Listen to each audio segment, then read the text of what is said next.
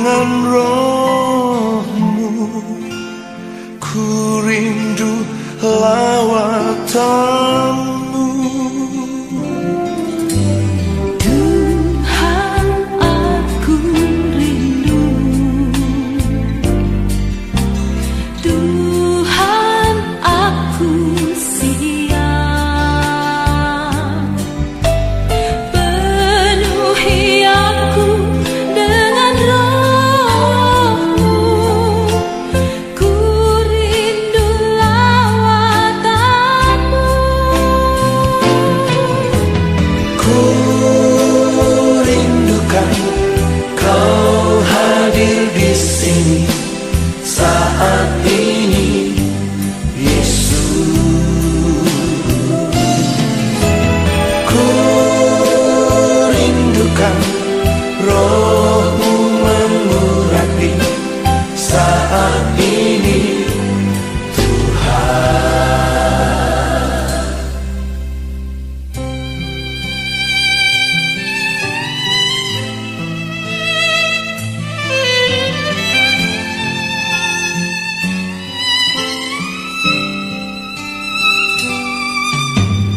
Tuhan, aku rindu.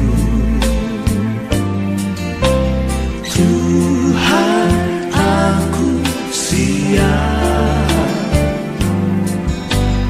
Penuhi aku dengan roh-Mu. Ku rindu lawatan-Mu. Tuhan, aku rindu. Tuhan, aku siap. Penuhi aku dengan roh-Mu. Ku rindu lawatan-Mu. Ku rindukan Kau hadir di sini saat ini, Yesus. Ku rindukan Roh-Mu mengurapi saat ini, Tuhan.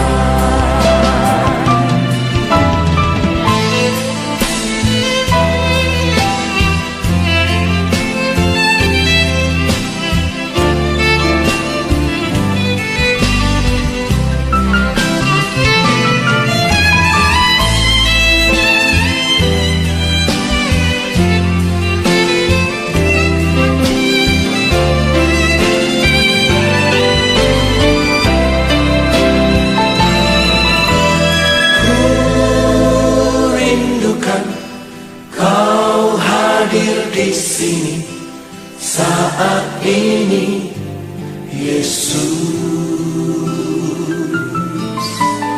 Ku rindukan Roh-Mu mengurapi saat ini, Tuhan. Ku rindukan Kau hadir di sini saat ini, Yesus. Ku rindukan Roh-Mu mengurapi saat ini, Tuhan. Ku rindukan Kau hadir di sini saat ini, Yesus. Ku rindukan Roh-Mu mengurapi saat ini, Tuhan. Saat ini, Tuhan. Saat ini, Tuhan.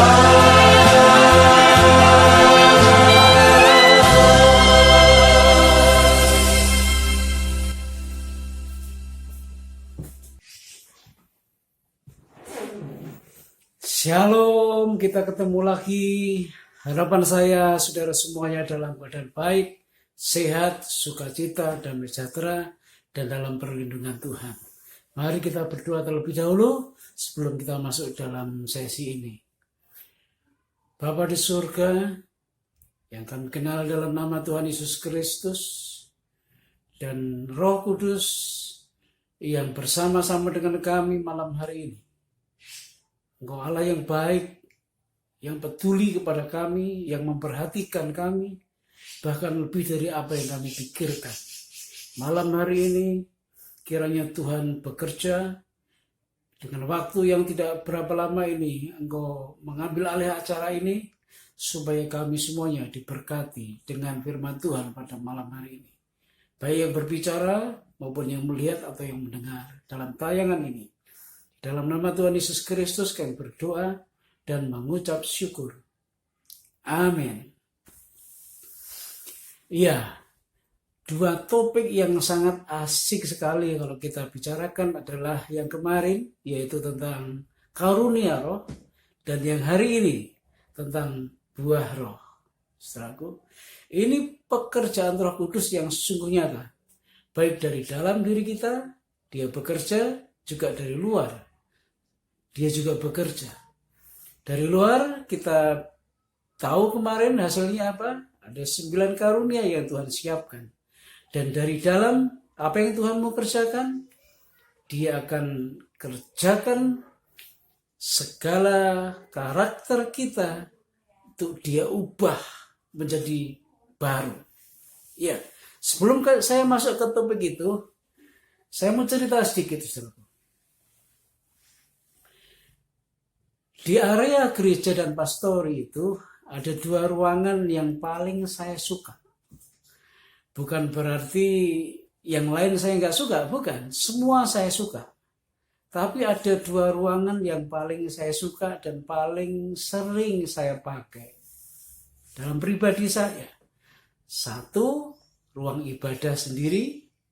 Ya, di situ saya boleh selalu mengingat bagaimana Tuhan campur tangan dalam pelayanan kita, Gereja Utusan Pantekosta, GUPD Bogor.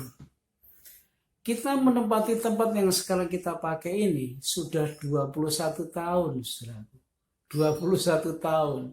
Jadi anak saya yang nomor 1, Claudia, itu umurnya sekitar 6 tahun dia tinggal di situ. Ya, sejak umur 6 tahun dia tinggal di situ. Saya ingat sekali waktu dia kecil, dia ikut doa pagi, sekalipun masih ngantuk-ngantuk, tetap dia ikut doa pagi. Berlanjut terus, kemudian Yonatan tinggal juga, dan kemudian terus dengan Abigail dan juga dengan Abel. Saudaraku, dari situ saya melihat bagaimana Tuhan bekerja. Saya seringkali merenungkan betapa baiknya Tuhan dalam hidup saya secara pribadi dalam gereja Tuhan yang saya layani. Jemaat boleh silih berganti, saudara. Tetapi kasih Tuhan tidak pernah meninggalkan gereja ini. Saya rasakan betul, saudaraku.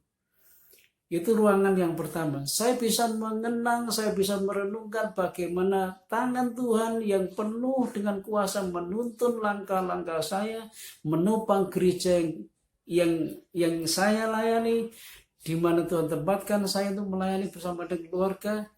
Dan saya boleh melihat jemaat-jemaat Tuhan diberkati Tuhan. Sekali lagi, jemaat boleh silih berganti, tetapi kasih Tuhan tidak pernah berubah. Ruangan yang kedua ada di pastori, ya, pastori yang ada di nomor 16, bukan yang nomor 14. Kalau nomor 14 itu gereja seluruhnya juga, tapi yang pastori yang nomor 16, rumah yang nomor 16. Ada satu ruangan yang tidak terlalu besar, sekitar 2,5 meter kali 5 meter. Ya, 2,5 kali 5 meter. Itu ada di lantai 3, di pastori yang nomor 16 ini. Di situ saya taruh barang-barang yang paling berarti dalam hidup saya. Karena barang-barang yang ada di ruangan itu adalah barang-barang yang menjadi saksi bagaimana Tuhan memimpin langkah saya sejak mulai saya masuk kota Bogor tahun 88 sampai hari ini. Ruangannya nggak besar dan juga tidak mewah, saudaraku. Sekitar 2,5 kali 5 meter. Saudaraku, itu tempat di mana saya juga boleh merenungkan bagaimana kasih Tuhan yang begitu nyata, yang tidak terselami dalam hidup saya. Ada album-album foto gereja ini, saudaraku. Ya, jadi saya bisa melihat anak-anak kita ini, jemaat kita ini yang sekarang sudah menikah. Dulunya masih sekolah minggu, masih ada tersimpan di situ. Ada kaset-kaset pujian, kemudian juga ada CD-CD yang bagus-bagus, ada buku-buku rohani yang saya taruh di 2 almari buku, sementara buku-buku yang baru-baru saya taruh di bawah. Nggak cukup tempatnya. Saudaraku, saya tambahi juga laptop yang jadul juga, kemudian CD player. Di situ saya bisa memuji Tuhan, di situ saya bisa merenungkan firman Tuhan, di situ saya bisa melihat bagaimana perjalanan gereja ini dengan jemaat-jemaat yang tadi saya katakan bisa silih berganti jemaatnya, saudaraku. Nah, saudaraku, itu ruangan yang satu ini, yang 2,5 kali 5 meter ini, begitu saya penuhi dengan barang-barang lama, barang-barang jadul. Tapi itu bukti dan saksi bagaimana barang-barang jadul itu bicara tentang karya Tuhan yang tidak berhenti sampai hari ini. Apa yang mau saya katakan dalam hal ini?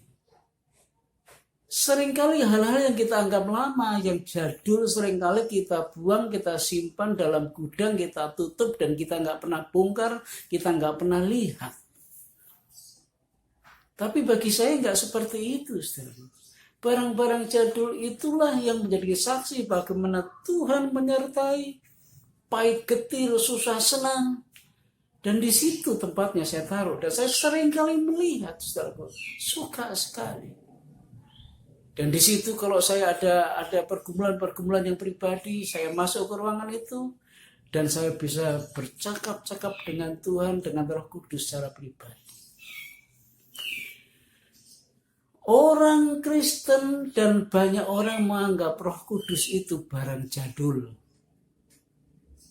Itu masa lalu. Sehingga bagi sebagian orang yang punya anggapan seperti ini, Roh Kudus nggak perlu lagi untuk diperhatikan. Kemajuan zaman inilah yang harus diperhatikan. Karena kalau kita tidak menguasai kemajuan zaman, maka kita akan tertinggal dan ditinggal.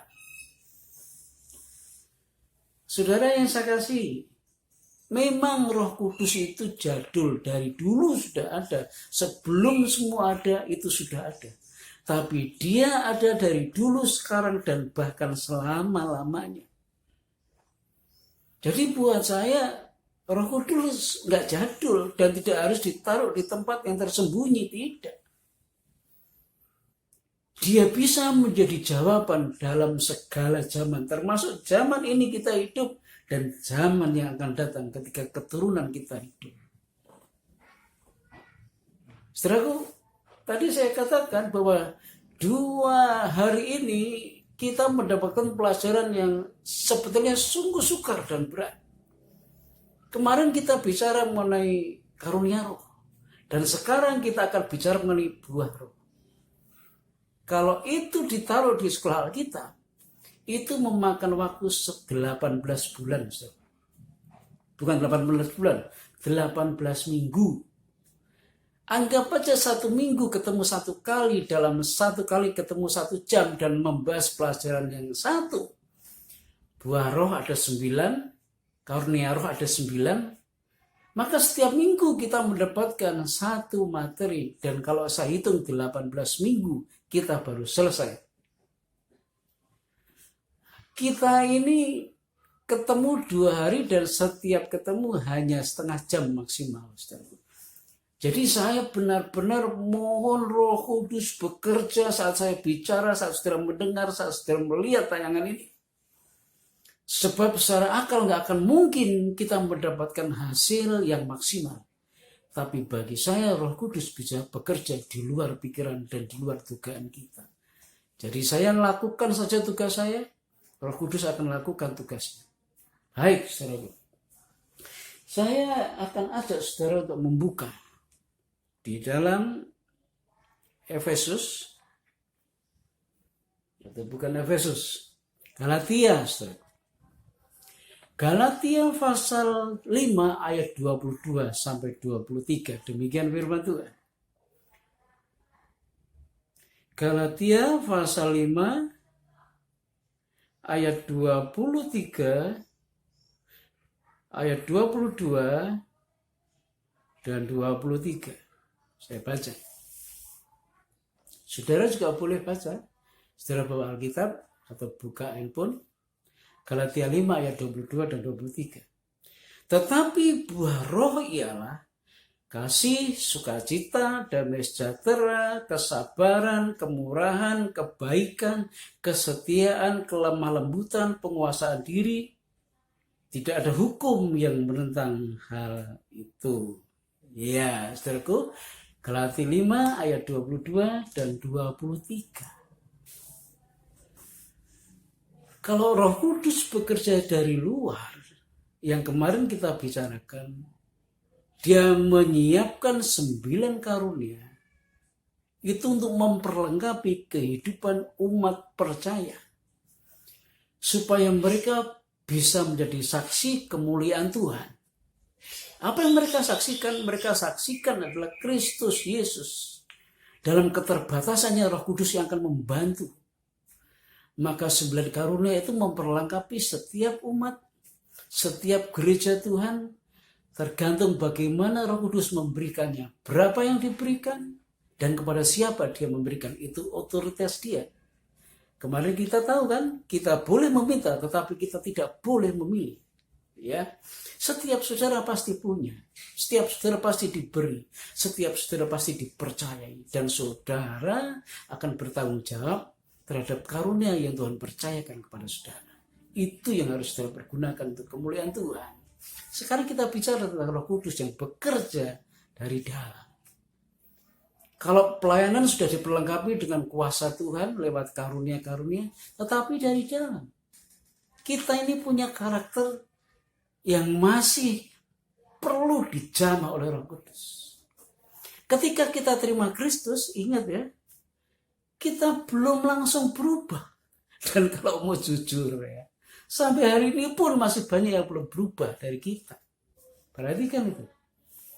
Yang kasar masih kasar. Yang gak dipercaya masih bisa gak dipercaya juga. Ya. Nah, itulah yang akan dikerjakan Roh Kudus dalam hidup kita dari dalam. Dia bekerja untuk memperbaiki karakter kita supaya berubah menjadi seperti karakternya Kristus. Saya jelas tidak akan bisa menjelaskan satu persatu secara detail, karena ini perlu 9 jam sebetulnya kalau kita mau, saudara. Tapi saya rangkum saja, kalau ada kesempatan kita akan buat acara khusus mempelajari bagaimana cara Roh Kudus bekerja baik dari luar maupun dari dalam. Ketika Roh Kudus tinggal dalam hidup kita, dan ketika kita minta Roh Kudus bekerja dalam hidup kita, maka dia akan memperbaiki, dia akan memperbarui karakter-karakter kita yang selama ini masih belum semuanya berubah.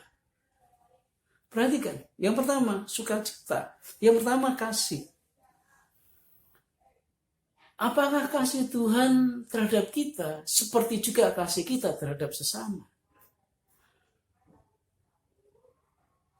Kasih Tuhan itu kasih yang tidak menuntut balas. Kasih Tuhan itu kasih yang memberi. Kasih Tuhan itu kasih yang diberikan kepada siapapun juga yang memerlukan dia. Apakah kasih ini juga sudah ada dalam diri kita? Seringkali kita mengasihi orang yang mengasihi kita, bukan?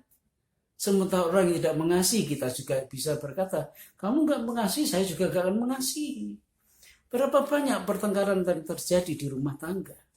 Berapa banyak pertengkaran yang terjadi di gereja Tuhan? Bukan jemaat yang bertengkar, tapi pendeta-pendeta juga bisa bertengkar.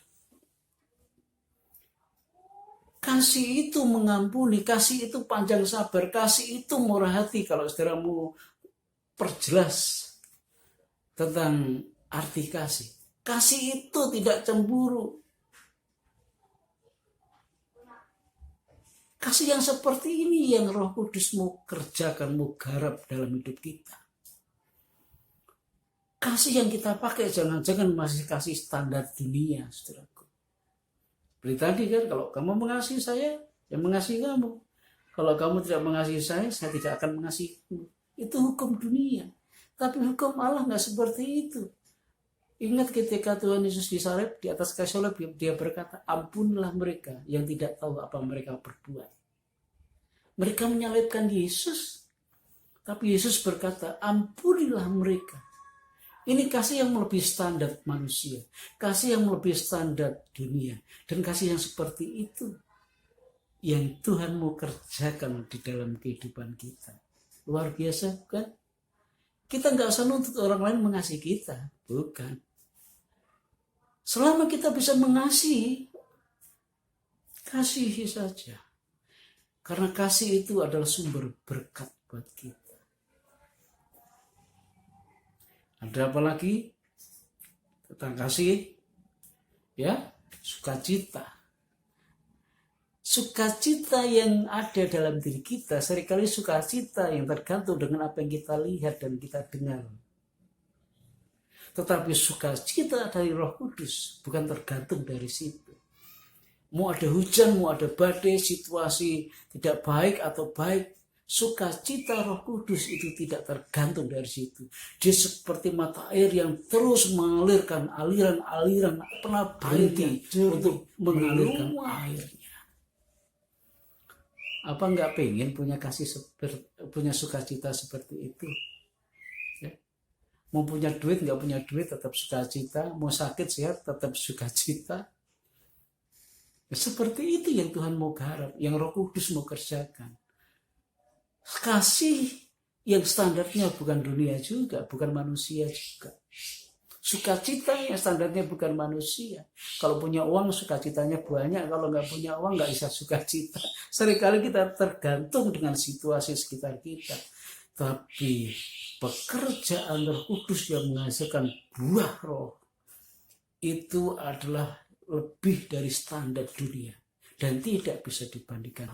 Kasih yang dari Allah itu kasih yang kekal. Kasih, sukacita, damai sejahtera, kesabaran. Ya itu? Berapa banyak di antara kita yang nggak sabar ketika doa kita belum dijawab, ketika permintaan kita belum terkabul. Baik kepada Tuhan, juga baik kepada sesama. Seperti anak kecil kan, kalau minta sesuatu belum dikasih sama orang tuanya, dia bisa nangis, dia bisa ngambek. Berapa banyak orang dewasa yang seperti itu, ketika doanya nggak dijawab, belum dijawab, ketika permintaannya belum dikabulkan, dia marah-marah, dia menggerutu, bahkan dia menyalahkan Tuhan, dia berkata Tuhan tidak baik, Tuhan tidak peduli, dia ngambek sama Tuhan. Saudaraku, kalau saudara ngambek sama Tuhan, kalau saya ngambek sama Tuhan, bukan Tuhan yang rugi. Nggak ada ruginya buat Tuhan, saudara dan saya yang rugi. Semakin kita mau menjauh dari Tuhan, semakin kita memutuskan hubungan dengan Tuhan, semakin kita nggak aman.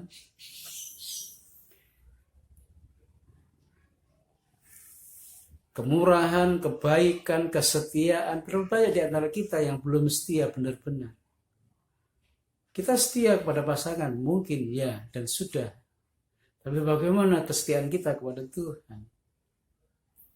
Apakah lebih dari kesetiaan kita terhadap pasangan kita? Atau kasih kita kepada Tuhan justru di bawah kasih kita kepada pasangan kita? Kesetiaan kita kepada pasangan kita?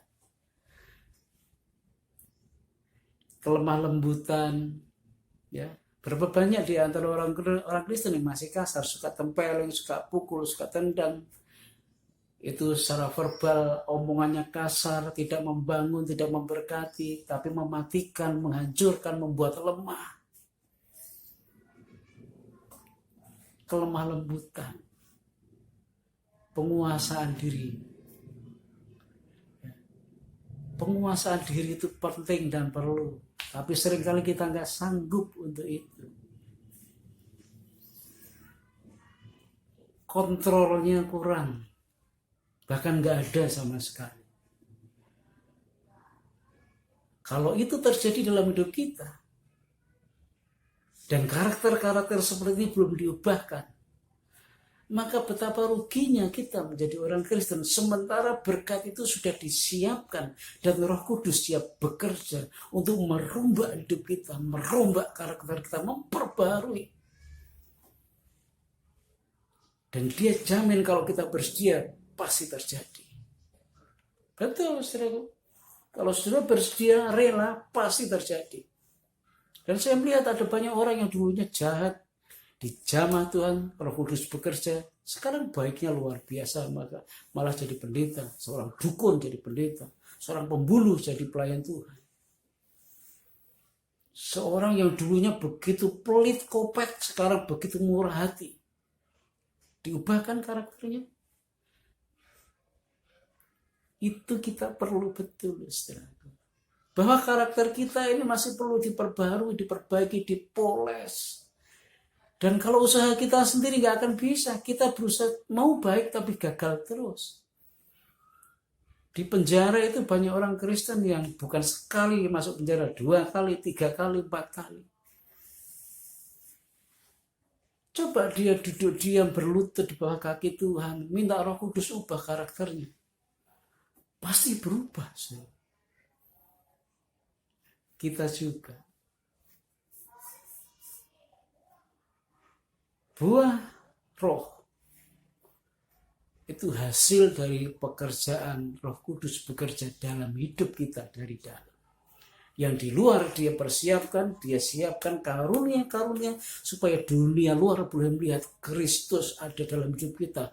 Kristus ada dalam gereja. Roh Kudus bekerja dari dalam, mengubah karakter kita, sifat-sifat kita, supaya menjadi sifat Kristus, mempunyai sifat Kristus, supaya orang luar juga melihat Anda dan saya sudah berubah. Yang dulunya gak bisa dipercaya, sekarang bisa dipercaya. Bukankah luar biasa karya Roh Kudus? Orang bilang boleh Roh Kudus dikira jadul, dibilang jadul.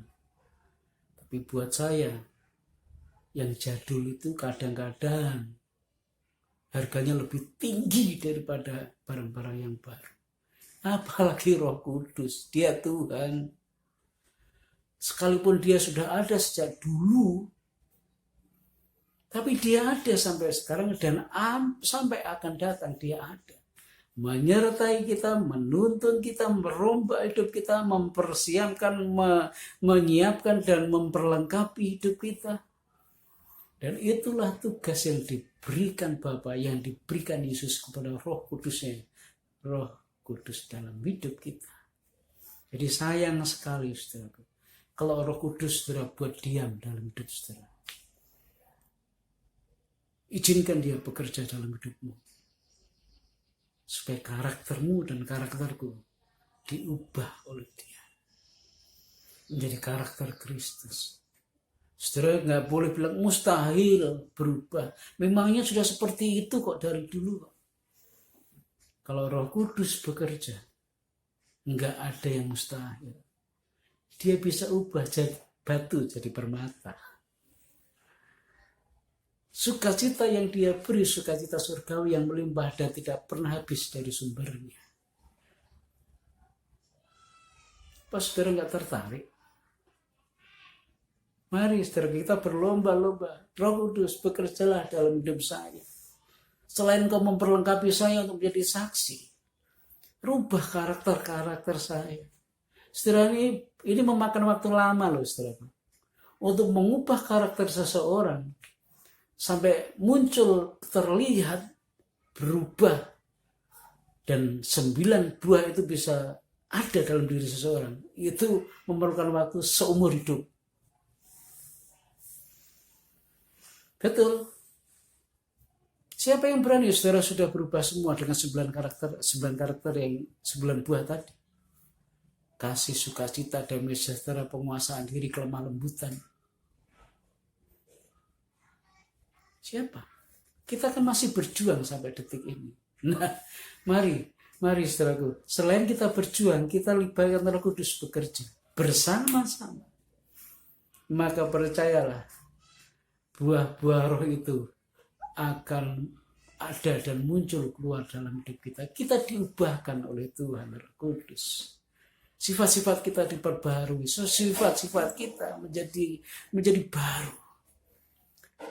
Dan kita baru merasakan bahwa hidup sesungguhnya adalah hidup yang diubahkan.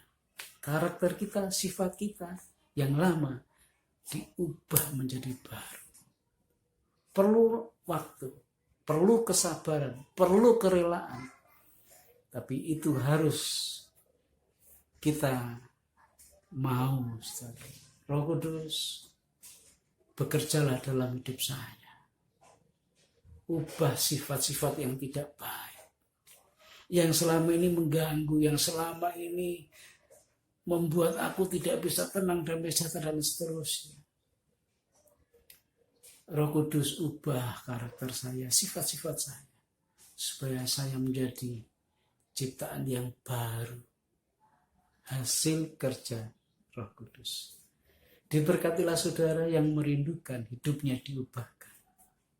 Ada 9 karunia, entah karunia apa yang Tuhan percayakan kepada saudara. Dan ada 9 buah roh yang Tuhan akan kerjakan dalam hidup saudara dan saya. Kiranya ini terjadi benar dalam hidup kita. Amin. Roh Kudus, terima kasih kalau sampai hari ini kami masih boleh melayani Tuhan. Dan Tuhan perlengkapi kami dengan karunia-Mu. Dan kami juga bersyukur kami boleh melihat perubahan demi perubahan sifat dan karakter kami. Dan kami mau supaya semuanya Tuhan ubah, Tuhan perbarui. Sehingga buah-buah roh itu muncul, tumbuh dalam hidup kami. Kami boleh menikmati perubahan hidup kami. Orang-orang sekitar kami juga boleh melihat dan Tuhan dipermuliakan. Teruslah bekerja, teruslah bekerja, teruslah bekerja. Kami rela Tuhan perbarui dan Tuhan perbaiki. Roh Kudus, bekerjalah. Dalam nama Tuhan Yesus Kristus, kami semua berdoa. Amin. Tuhan memberkati kita semuanya. Tetap jaga kesehatan, tetap semangat. Amin.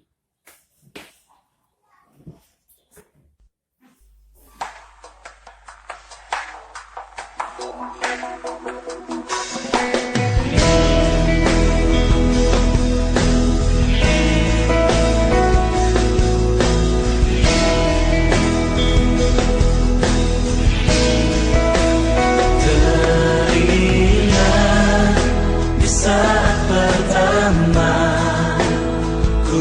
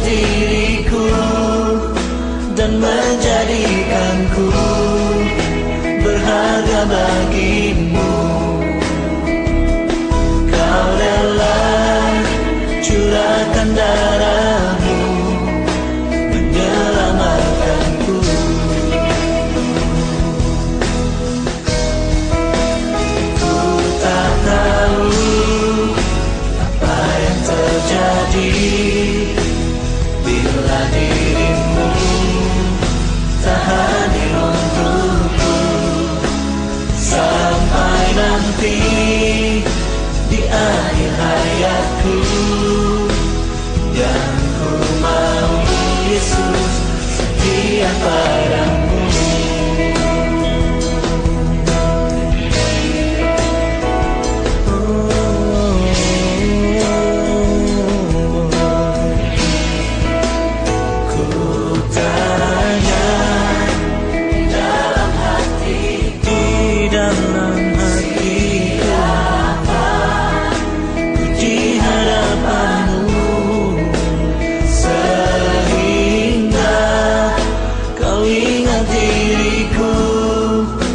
Dan menjadikanku berharga bagimu.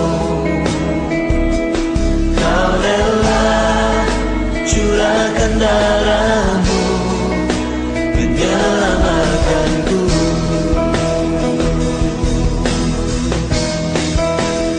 Ku tak tahu apa yang terjadi bila dirimu hadir untukku sampai nanti di akhir hayatku, yang ku mau Yesus setia padamu.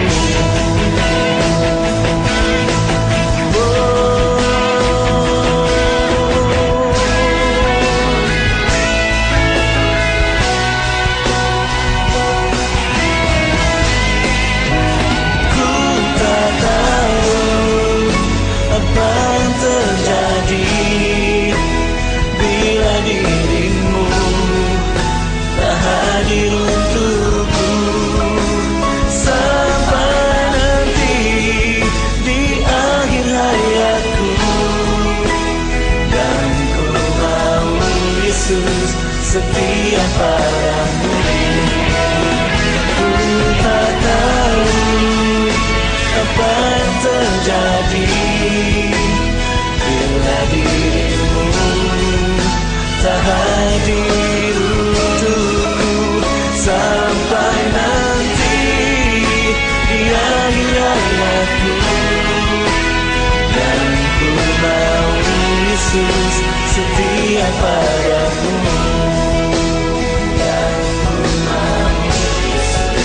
Setia padamu.